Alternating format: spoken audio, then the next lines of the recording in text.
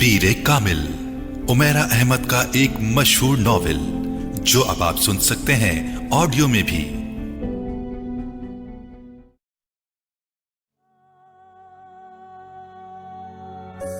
मेरी जिंदगी की सबसे बड़ी ख्वाहिश बॉल पॉइंट होठों में दबाए वो सोच में पड़ गई। फिर एक लंबा सांस लेते हुए कदरे बेबसी से मुस्कुराई। बहुत मुश्किल है इस सवाल का जवाब देना। क्यों मुश्किल है? जवेरिया ने उससे पूछा।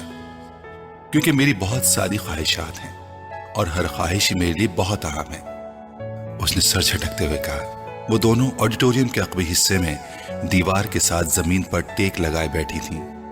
एफएससी क्लासेस में आज उनका 8वां दिन था और उस वक्त वो दोनों फ्री पीरियड में ऑडिटोरियम के अकबी हिस्से में आकर बैठ गई थीं। नमकीन मूंगफली के दानों को एक एक करके खाते हुए जवेरिया ने उससे पूछा, तुम्हारी जिंदगी की सबसे बड़ी ख्वाहिश क्या है इमामा? इमामा ने कदर हैरानी से उसे देखा और सोच में पड़ गई। पहले तुम बताओ, तुम्हारी जिंदगी की सबसे बड़ी ख्वाहिश क्या है? इमामा ने जवाब देने के बजाय उल्टा सवाल कर दिया। पहले मैंने पूछा है, तुम्हें पहले जवाब देना चाहिए। जवेरिया ने गर्दन हिलाई। अच्छा ठीक है, मुझे और सोचने दो। इमामा ने फौरन हार मानते हुए कहा, मेरी जिंदगी की सबसे बड़ी ख्वाहिश। वो बड़बड़ाई। एक ख्वाहिश तो यह है कि मेरी जिंदगी बहुत लंबी हो, उसने कहा। क्यों? जवेरिया हंसी।